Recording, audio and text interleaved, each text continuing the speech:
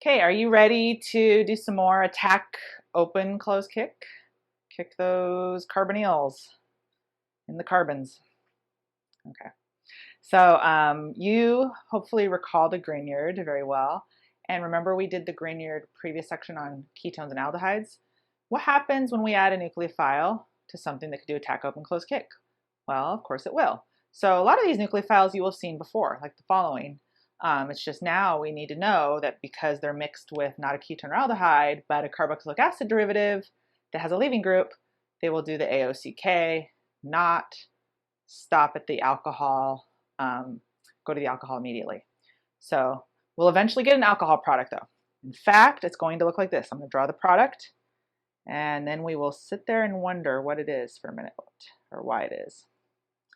So Grignards give us an alcohol with the new group attached. That's what we learned in the last section. But notice that the new group is ethyl and we have two ethyls. So we added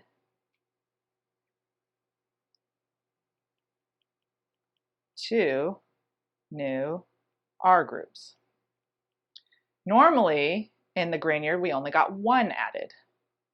So why did we get two when we're not using an aldehyde or ketone? The mechanism, I'll explain that.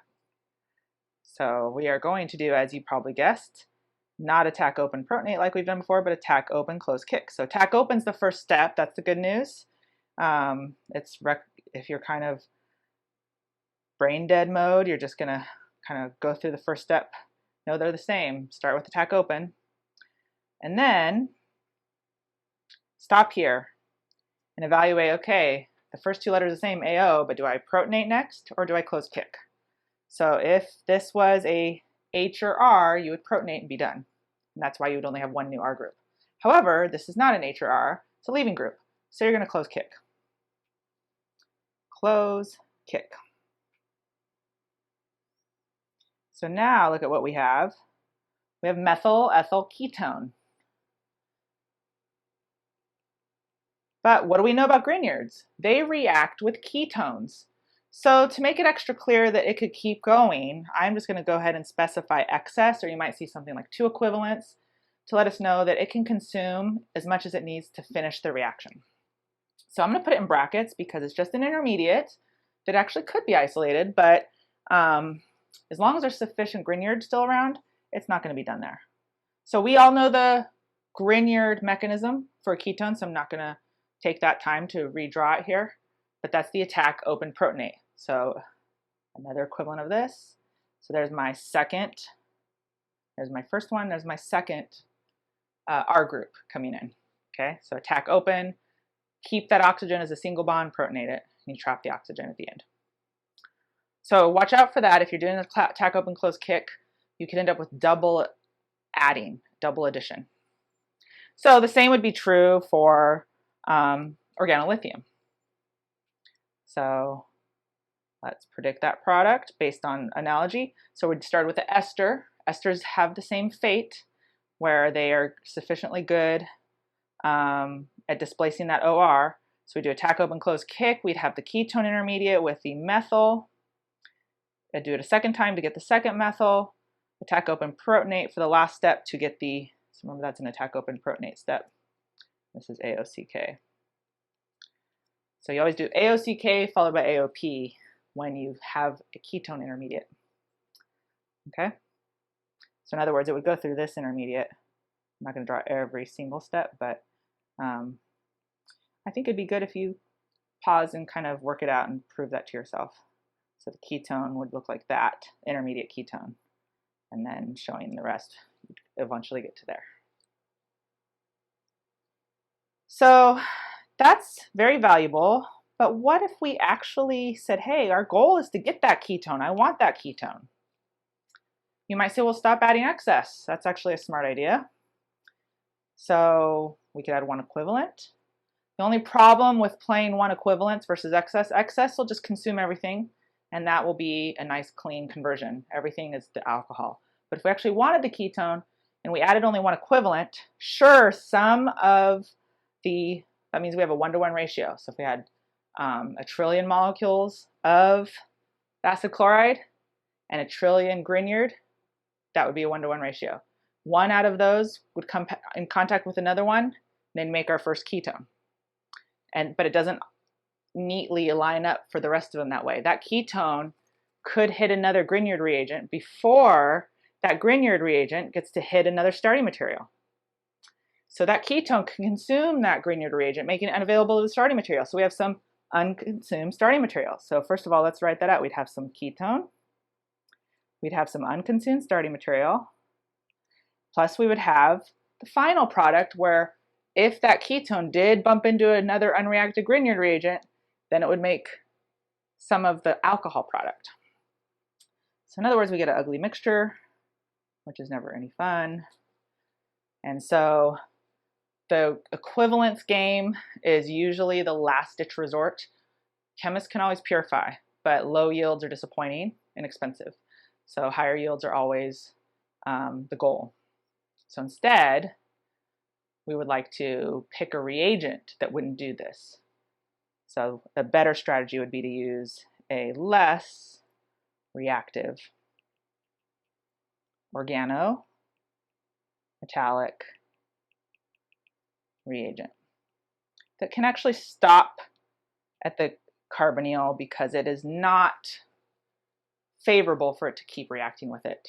It discriminates between the ketone and the starting material, which is presumably always more reactive than the ketone itself. Okay, so let's flesh that out. We can really do that in a smart way. So I always say work smarter, not harder. That's true in lab, but you don't want to spend your days purifying and getting low yields just because one equivalent sounded like the best way out. Pick a different reagent. So we learned about 3 organometallic reagents, and I only mentioned 2, the 2 that are the most reactive. The least reactive one, this is why it comes up so much, is the Gilman. It's nice to have that one as an option. Remember, that's the one that has the 2 R groups because copper makes that bonding pattern. It has 2 ends. So it's less reactive, and it stops at a ketone. So that's a big deal. So in other words, if we want to, this is the way a lot of questions are phrased, predict the product, figure out what missing starting material was there, or figure out what reagents were missing. So that's what we're asking that latter one here. What reagents did we need to accomplish the transformation from an acid chloride, which has a good leaving group, which would like to do an attack open close kick to make a ketone, but then the problem is the ketone can do another attack open protonate unless you use a slower reacting reagent. So acid chloride with to a ketone. So if we want this conversion, we will use Gilman. What Gilman? I'm not going to call it R2, that's generic. I know what the R is. The new R group, what replaced the chlorine? A methyl. So it's Me2 Cu-Li, followed by, of course, our water workup. So this works because the Gilman is unreactive toward the ketone.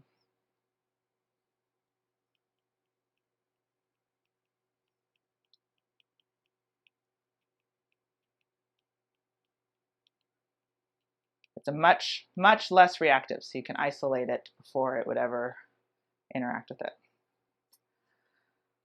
Okay, so it's also not going to work with like a carboxylic acid. It doesn't work with every single functional group. So you're going to use the Gilman with acid chlorides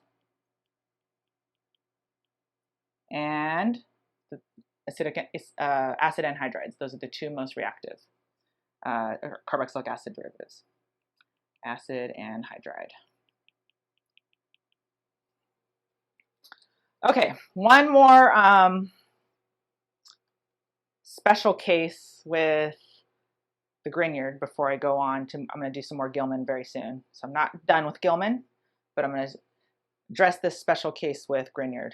So if we are trying to do a Grignard and look at all we're doing here in this first step, whenever we see magnesium, easy, we're just doing that insertion.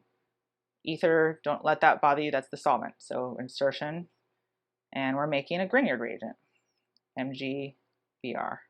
Now it's time to do the Grignard, so we need to find the carbonyl. Who's the carbonyl? CO2 can actually be a carbonyl. So I wanted to point that out because that's a more unusual one. That's not a ketone or aldehyde, but it could still happen. So what happens is it can attack the carbon of the carbonyl, open, and protonate. What do we get? So I'm going to show a mini mechanism for that because I know I've shown that AOP many times. Where's my red? Here we go. Attack, open, and so we'll have the carboxylate, and then the next step would be protonate.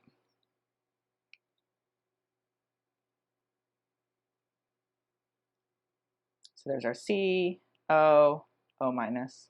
Then I'm not going to show the protonation mechanism in great detail, but I'll draw it as a separate step. So look at that.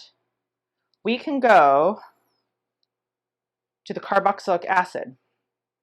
So just kind of think about that. I like to write the word of these functional group because that sometimes triggers the right association to make the connection that this is a way to make a carboxylic acid. Normally we don't get a carboxylic acid from a Grignard, only in the CO2 case, because it has the thing that got protonated was an OH, but it still kept a carbonyl on there.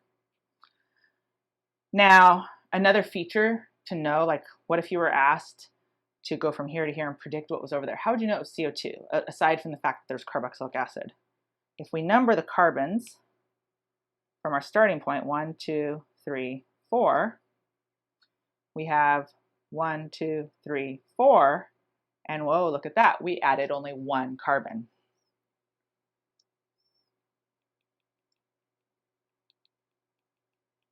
So if you added one carbon and you end with a carboxylic acid, that's a good chance you did add CO2.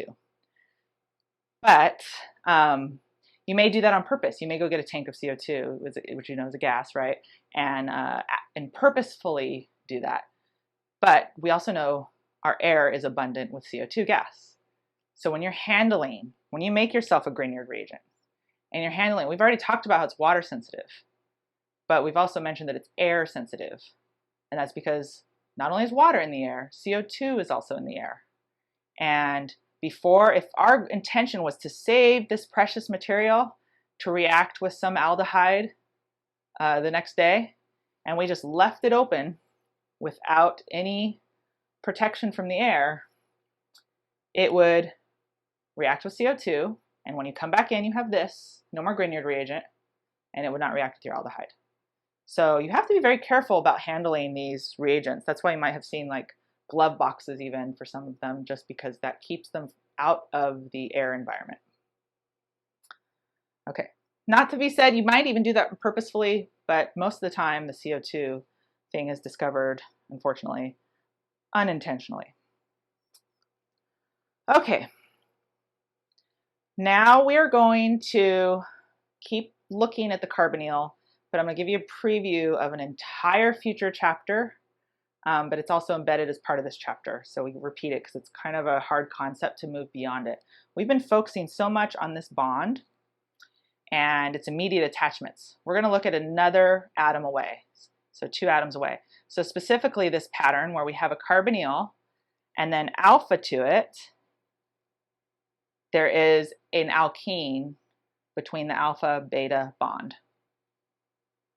And so that has a name that is called an alpha-beta unsaturated. Unsaturated, remember, means it doesn't have all the hydrogens it could have, meaning it's an alkene. Unsaturated, and it's a ketone. So it's a ketone that's unsaturated at the alpha-beta position. Why does it get its own special name? Why is it its own functional group? It has its special reactivity, and it's actually a very, even though we haven't looked at it yet, it has a complicated mechanism, more complicated than organic 1. We will have a whole chapter devoted to these soon. And so they kind of make their first appearance here. And they have very important, significant contributions to overall organic synthesis. These types are, and there, a lot of naturally occurring molecules have this pattern. What's so special about it? It's conjugated. Look at that alpha beta bond, 1, 2, 3, 4 conjugated atoms, right? So we can actually show that with resonance. So I'm going to start off with my alpha beta carbonyl. I'm going to draw the obvious carbonyl resonance structure that we don't really like always drawing because it separates it into two charges, but we always kind of end up doing it anyway just to show the dipole direction. So minus and plus, and we have that pi bond there. But that allows us to see, hey, we can move this pi bond there to fill that open octet. So when we do that, we have this scenario. Okay, now I'm going to draw the hybrid.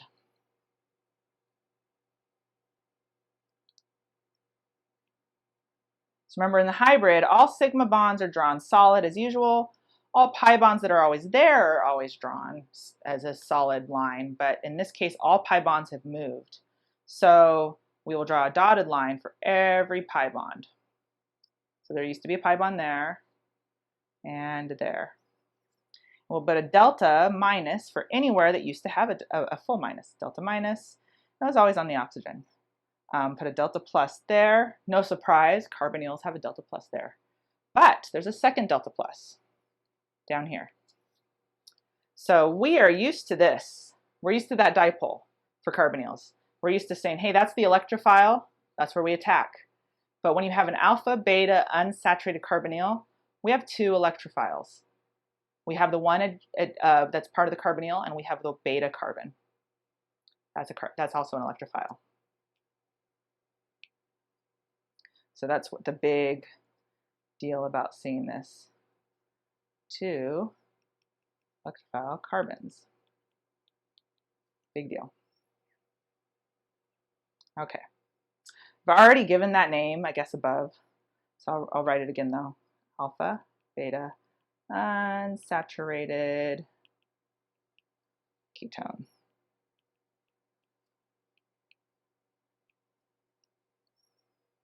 So don't be surprised if both can be attacked.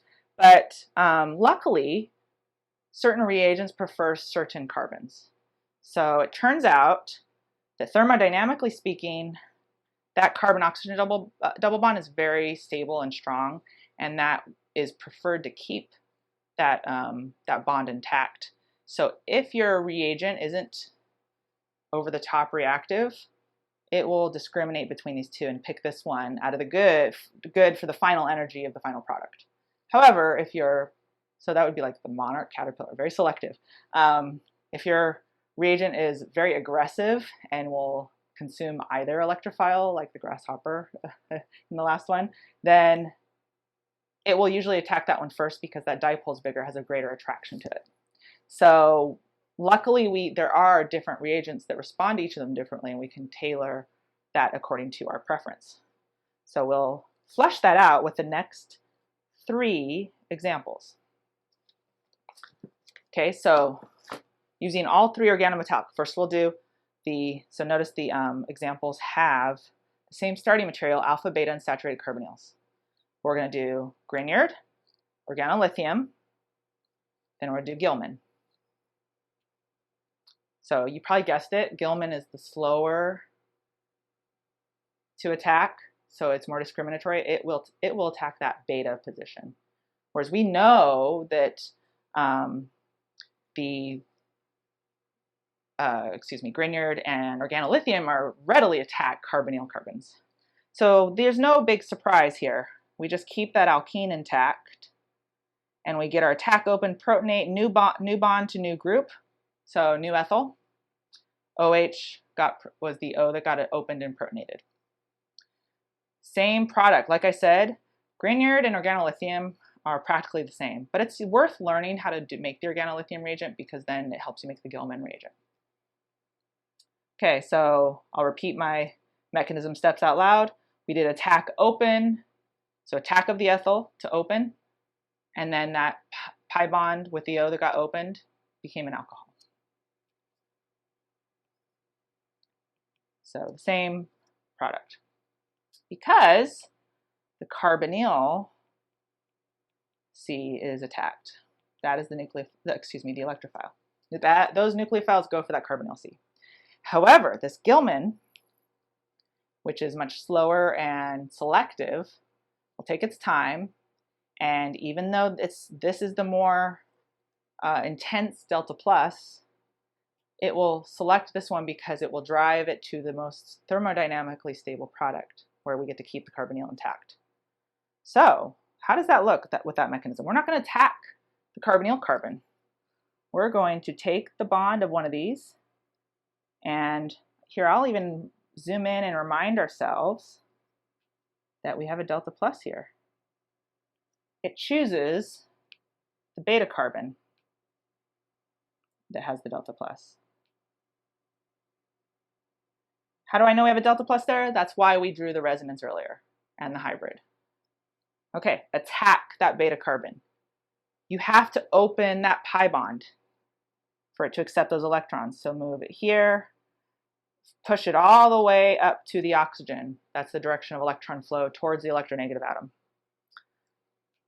Okay, so what does that look like now? So we have 3 arrows there.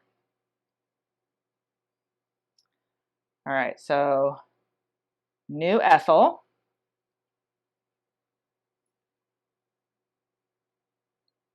This was my alpha and beta carbon. It's right here, beta, alpha. Okay, so now my carbonyl carbon is here with the O, and that had opened. And remember, between alpha and the carbonyl carbon, we now have the new pi bond. Okay, that's step 1. Step 2 is water. Protonate. So we do an attack, open, protonate. Only it's just not the carbonyl carbon that got attacked.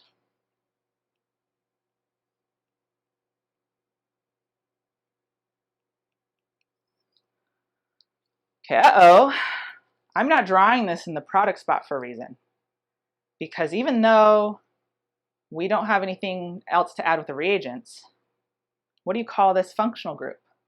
An alkene with an alcohol directly attached that's part of an alcohol. So an OH on an alkene carbon.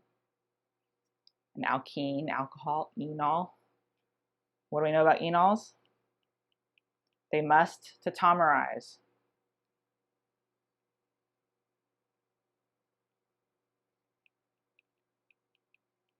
That is an acid-base equilibrium process with its own mechanism that we do in Organic 1, so feel free to keep reviewing that, but I am going to assume you know that mechanism for the sake of learning a new one.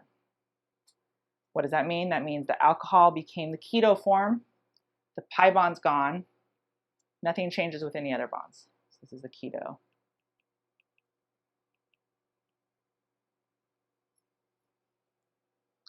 Whew. Okay. All right. That is a new one. That's hard to get at first. Revisit the Gilman several times because that's different. We're not attacking the carbonyl carbon. We're attacking the beta from it.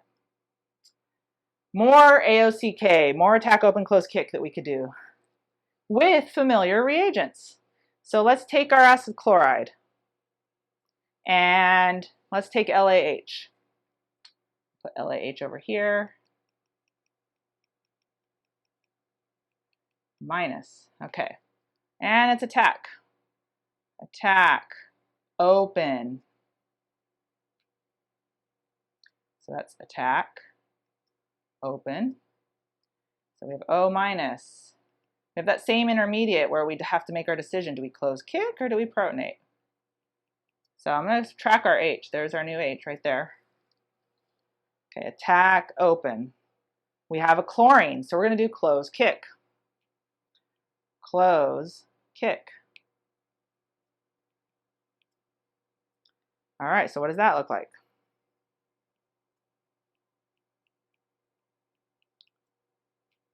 Well, what do you know? We got an aldehyde. I'm putting it in brackets because we're not going to stop at the aldehyde. We have LAH. LAH is super reactive and it's going to consume that aldehyde. So we've done that mechanism before. So recall, CHO is reduced by LAH. So a mechanism for you to recall or go back to. So we get a second, it's attack open close kick of 2 new H's. All right, this one and this one. We get our primary alcohol. Go all the way from an acid chloride to a primary alcohol. So because we have an aldehyde intermediate, we could conceivably trap it, right? It's a stable compound. It's the most reactive of our carbonyl species present other than the acid chloride. However, they exist. It's not like they're not like a carbocation. We can isolate them. So how could we stop at that aldehyde? We have to have something that's not quite as hot as LAH. LAH is the reactant that just keeps consuming everything. We have to slow LAH down, cool it off. And in fact, many LAH reactions are done intentionally with cold baths. So some sort of ice bath, could be a dry ice bath or liquid nitrogen bath, something cold to not get it to overreact, because it's so aggressive that not only will it react everything, even if you want it to, it will actually fizz and overflow. And I once witnessed that in grad school where, you know, we saw kind of a newer student. You're supposed to add it stepwise or scoopwise and just put the whole weighing boat sort of thing into the flask, and it straight up. Luckily, it was in a fume hood and all the PPE was on, but you know, the LAH is that reactive, and so I always think about that as well. So there's other reasons why you slow down a reaction, because you just want it to be manageable. But you can, if you can slow it down structurally, then you have a chance of stopping it before it gets to that alcohol. You may not want the alcohol, you may want that aldehyde. So suppose you wanted the aldehyde, you want the alcohol, fine, use LAH. If you don't, if you want to go from an acid chloride to an aldehyde, you can. So you just have to use a modified version of LAH. So notice that we have these bulky groups added on there. So instead of this used to be 4 H's, there's only 1 H is the hydride left. The rest are really bulky, so it makes it harder for it to get in close to do its nucleophilic attack. So it's sterically hindered.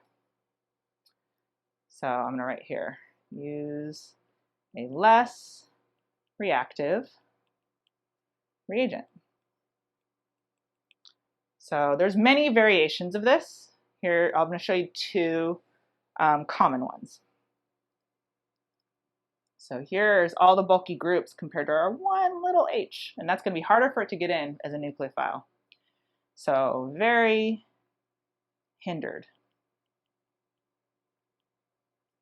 This slows down reaction. So yes, if you put this in there and left it for a month, it's still going to give you the alcohol.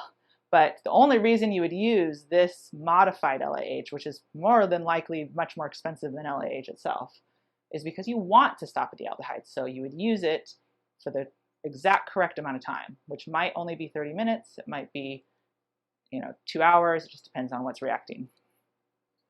Okay, so it has an abbreviation, thank goodness. It's straightforward because it's what it looks like: lithium, aluminum, LiAl, triacetoxy, tri-T-butoxy. That's another one that's out there. So there's 3 of them. Hydride.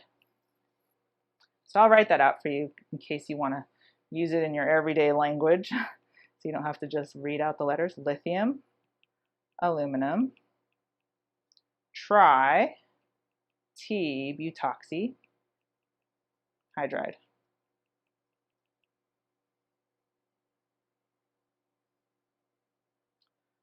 So you'll see it, you might see it abbreviated like something like this.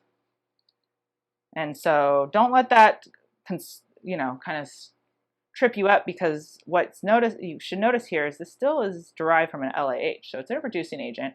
But what do we know about T-butyl groups? They're very bulky, right? So you might see other sources, if you're using lots of other sources to study from, like I said, there's many variations of this, with other weird bulky groups attached to a hydride with aluminum and lithium. That's just the same thing usually, the same result. There's just slightly different cocktails for very specific applications, but for most, they have wide overlap. So if it's sterically hindered, it can slow down and stop you at the aldehyde. Example, problem solved. We do attack open, close kick, and no concern for overreaction. Okay, so attack open, close kick with a new H. So this is a new H. Where did that new H come from? Right there. Why am I circling in green? Sometimes it'll be written as a deuterium. So your understanding of the mechanism is kind of probed by that tracking, whether it's colored, numbered, or isotopically labeled. You want to know where each atom came from. Okay. So that's acid chlorides with the hydrides. What happens with the other carboxylic acid derivatives? So let's look at esters. Okay, so esters can be fully reduced by LAH. Like I said, LAH is super strong by a similar mechanism. So we can go from an ester to a primary alcohol. And notice that we have two new H's here. Those came from two of those hydride H's. One new H here that came from the second step of protonation. Okay. Here's another one we could do. What if we said, hey, we know that we could do attack. This is the result of attack open close kick followed by attack open protonate. That means there's two new H's. If I draw this in, that means it attacked twice. What if I wanted to attack once so I can keep that carbonyl? Well, another bulky hydride to the rescue, Dibol H. This is also a very famous one, probably actually more famous than the previous one. Dibol is like the go-to bulky hydride, and then some of the others are just kind of cousins of that. So what is Dibol? Let's write out what that abbreviation means first. Di, iso, butyl. So that's the sterically hindered group, the big bulky group. Aluminum hydride. That part's predictable, right? Aluminum hydride. Okay, so it looks like this. Isobutyl on aluminum. Another isobutyl on aluminum. And then we have our H's. So it's two isobutyls, aluminum hydride. And it's usually coupled with lithium or something like that. It could be abbreviated Dibol H, or you might even see the whole structure drawn out. So just be aware. But yes, it's bulky.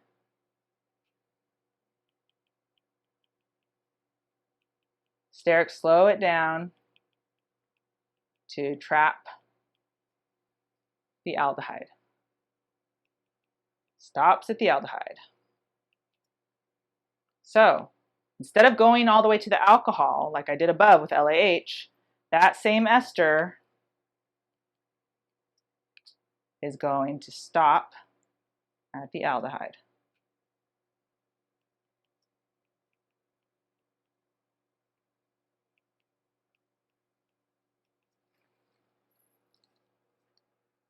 Okay? All right.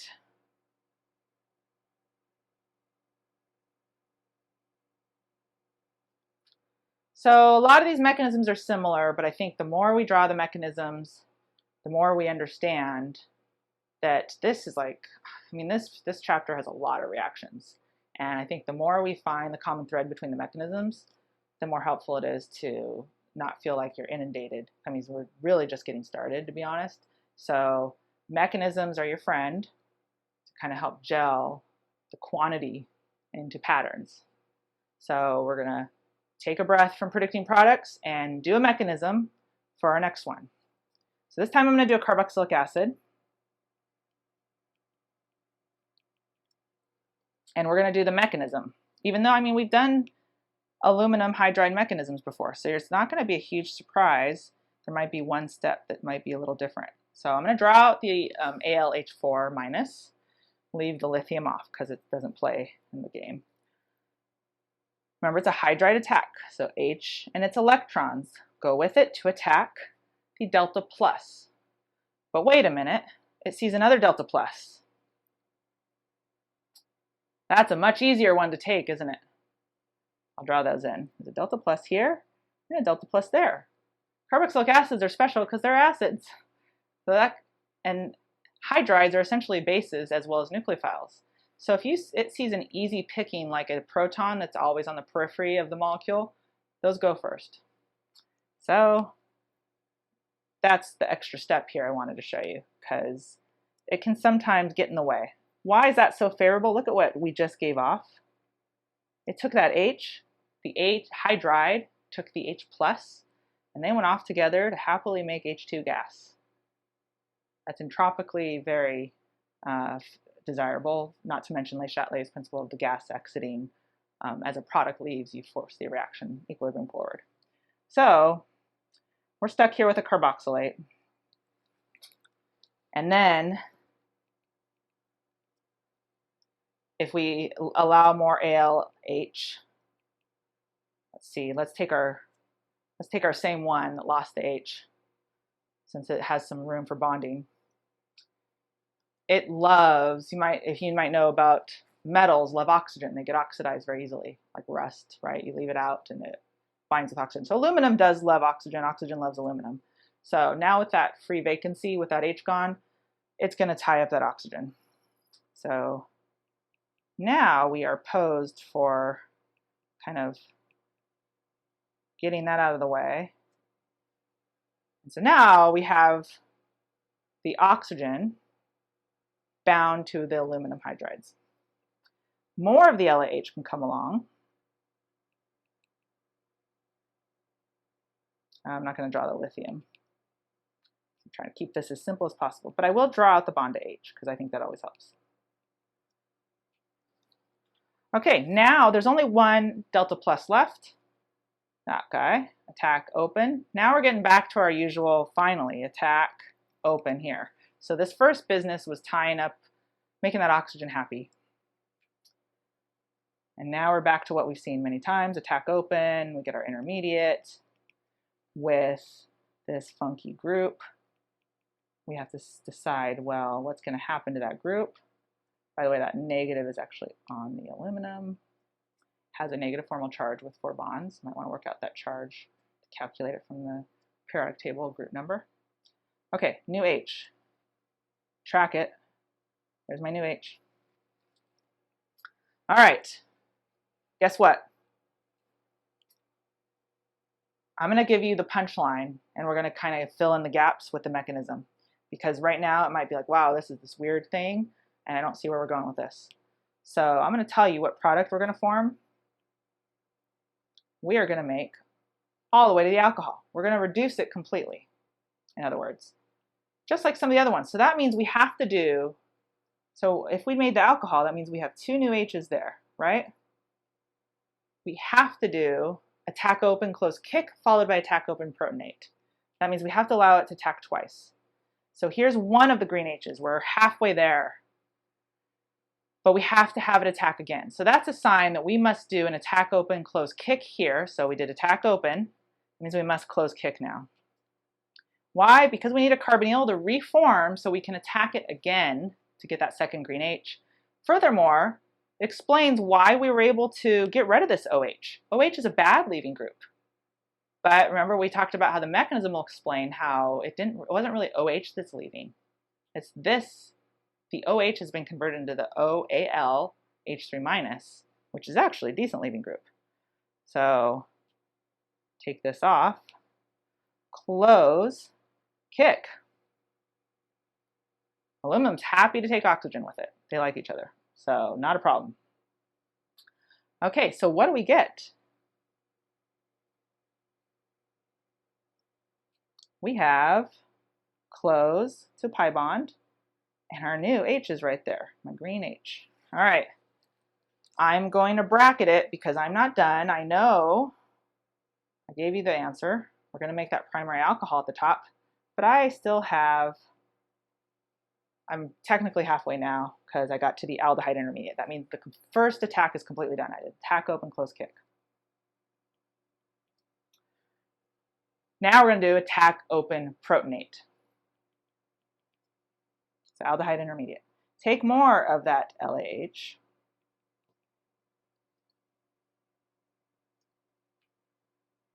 Attack, open.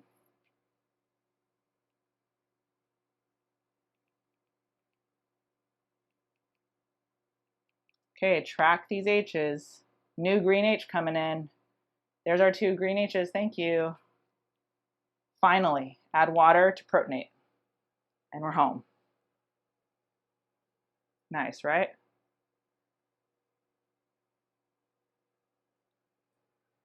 So, in a similar manner, you will want to draw the mechanism for this one. It's an amide. Amides are going to be reduced. Are we going to make an alcohol from the amide? Or are we going to simply remove the carbonyl? So in all of our reductions, we've made an alcohol so far. That doesn't happen with amides. We're going to make the amine. I box that so we remember that. The amide became, upon reduction, an amine. So this really does need our mechanism to make sure we get that straight. So you ready for another mechanism? All right. Take that as a yes. All right. AlH3 minus. Okay, here we go. What are we going to do? Attack. Attack what? Watch out for these protons. I'm going to wipe off this 2 and draw out one of the H's. That can come off too because the hydride is a stronger base than amine. So it gets sidetracked just like the carboxylic acid does. Attack to deprotonate. Ha ha ha. That makes some sense because it's kind of not the best leaving group and they're not very reactive, yet it gets to react. So let's see what's happening here. But we know it doesn't leave. So why are we doing that? So let's take a look. NH minus. That gives us 2 of these. Okay, and then of course we have that wonderfully satisfying H2 gas come out. And explosive. Okay. Anyway, the reaction's happy about it. So we are going to do resonance to show why this is favorable. And that's not the only reason. Because I don't want to get that amine to leave. I don't want to have it make a weird bond with the aluminum because that turns it into a good leaving group because it doesn't leave, it stays there. I want oxygen to get a chance to bond with it. And this resonance structure will show that oxygen does have that chance. So look, when I open up a vacancy for oxygen, this resonance structure looks like the appropriate one to use for that leftover. So remember we have plus AlH3. That leftover byproduct there. Here it comes. Yes, they love each other. Aluminum and oxygen, and they go off, there we go, to make that leaving group.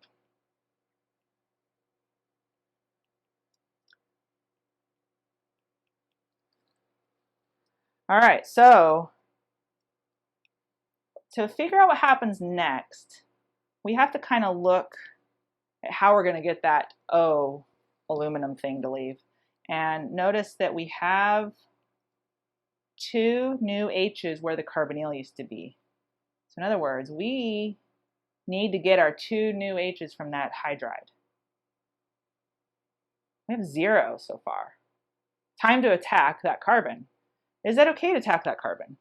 Why, it's a CN bond and that is polar. So even though that's not a carbonyl, still electrophilic. So that's what we're going to do. More hydride agent coming in.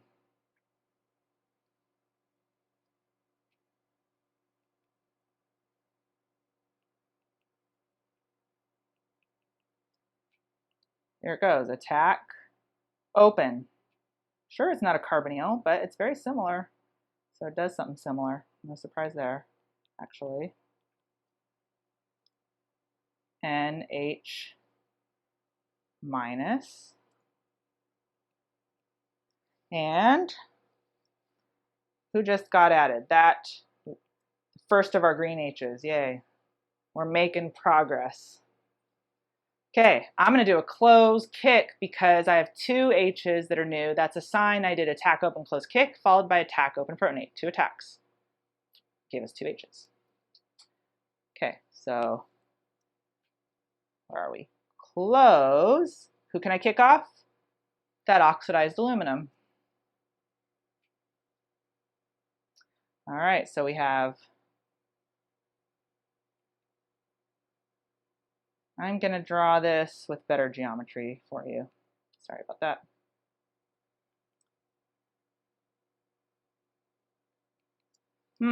That's a neutral intermediate.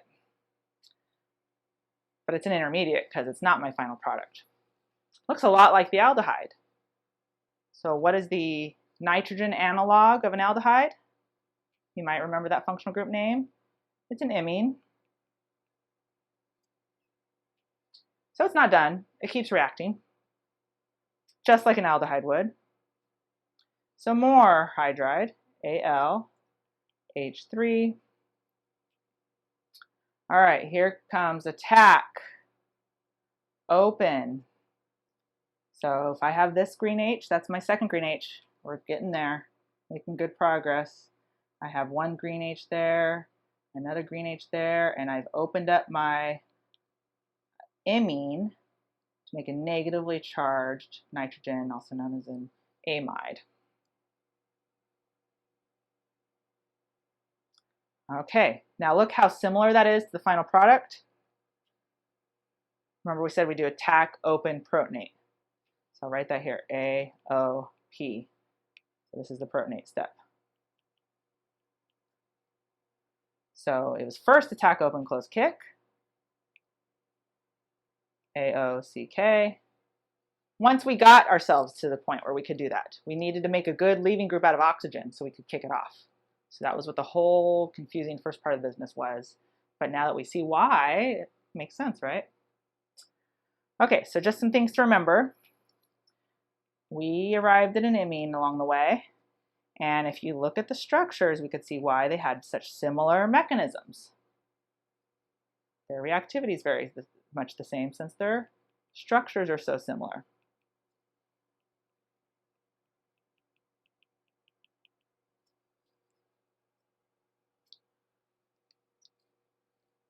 Okay, so we are going to put this all together. Nothing like a table to kind of shove swimming in your head now. So a roadmap is definitely recommended. Spawn out those arrows, but some prefer tables or lists. I think it doesn't hurt to have both, right? So try organizing your reactions in many different ways. So whatever helps you see the connection and connect them, because you need them at your disposal pretty quickly. Okay, so strong metal hydride, this is how I organized it with LAH. So in other words, plus what thing, what varied by Z, aldehyde, ketone, acid chloride, ester, acid anhydride, carboxylic acid, amide, imine. We're going to throw imine in there because we knew imine was an intermediate and it kept reacting. So we could even start with an imine and let it keep reacting. And then nitriles are coming. We're going to talk more about them, so I might as well summarize it here so we can go back and have it for the future. Okay, so this is the summary. Aldehydes get full reduction, primary alcohol. Ketones cannot be primary alcohols because they have an R on both sides, but they get full reduction to alcohol, so they make a secondary alcohol. Acid chlorides are as reactive as actually more reactive than aldehydes, so they make a primary alcohol. Esters lose that OR completely, and then they turn into an aldehyde, which then, of course, turns into a primary alcohol. Acid anhydrides are like esters. They lose that leaving group, attack open, close kick, to get an aldehyde intermediate. Aldehydes become primary alcohols. Carboxylic acids. Eventually you lose that O off with aluminum to get an aldehyde intermediate, which must become a primary alcohol. But amides, we get a primary amine. Imines, just because they were the intermediate doesn't mean we can't start there. So if you found an imine and you said, hey, let's add some LAH to it, we can also go there and get a primary amine. Nitriles, remember that's the CN triple bond. We've done very little with them yet. We're going to do more soon. But that's just one more way to get a primary amine. So just to make our table complete, I'll include it now. But don't worry, we'll discuss it in a little more detail later. Okay, our weaker metal hydrides. So LAH is our strong one, takes it as far as it can. These weaker ones can stop somewhere in between. But the confusing, LAH is actually easy because it just reacts with everything. These guys are very discriminatory. So notice not everything's on this list. So sodium borohydride, lithium, aluminum, tri-T-butoxy hydride, dibol. Sometimes the H isn't shown, by the way, dibol H or dibol. They react with aldehydes, ketones, acid chlorides, esters, acid anhydrides, and nitriles. You're not going to see a carboxylic acid on there, just two unreactive. You're not going to see an amide, right? So ester is about as far as it gets. So what do they make? They're slower. They'll make whatever their intermediate was in that mechanism. Since the sodium borohydride is nice and slow and unreactive, it actually is the only thing that will reduce the aldehydes and ketones exclusively. Remember, LAH reduces everything. Sodium borohydride won't reduce all those things up above. It actually only works with aldehydes and ketones. So with an aldehyde, we go all the way to, once again, primary alcohol. Ketone, we can't do primary alcohol because it starts off with an R on both sides, but we get secondary alcohol. Now we get this modified version, the bulky one. We slow down the LAH enough that we can stop at an aldehyde. And same with an ester, can stop at an aldehyde. These all have aldehyde intermediates in their mechanism except for the one with nitrogen. It can stop at the aldehyde as well. That's weird because it has a nitrogen. So that mechanism will also be discussed later. So these stop at aldehyde. And to be honest, these are often interchangeable. Just want you to recognize there's more than one version of the bulky aluminum hydride. For my purposes, they're interchangeable.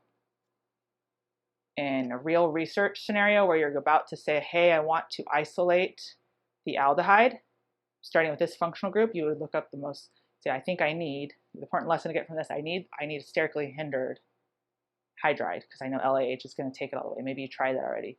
So then you would see which of the many that are out there and the conditions based on the most recently published literature. But to recognize that you need the sterically hindered hydride is the key at this level. So you need to recognize you either need it or you don't. You need something sterically hindered or you don't. So if you interchange dibol and the tri-T-butoxy, I'm fine with that because it's the concept that you know you need to use a sterically hindered hydride. And that's correct. That's the right concept. And that's the important thing, concepts, right? On that happy note, I will end here and have you guys summarize this yourselves, maybe in the roadmap format, experiment with different ways to do that. And we'll pick up and keep going through our carboxylic acid derivatives with more reactions. And you'll want to grow your tables and roadmaps. So this would be a good time to stop and organize them according to functional groups and then add them as we go. All right, see you soon.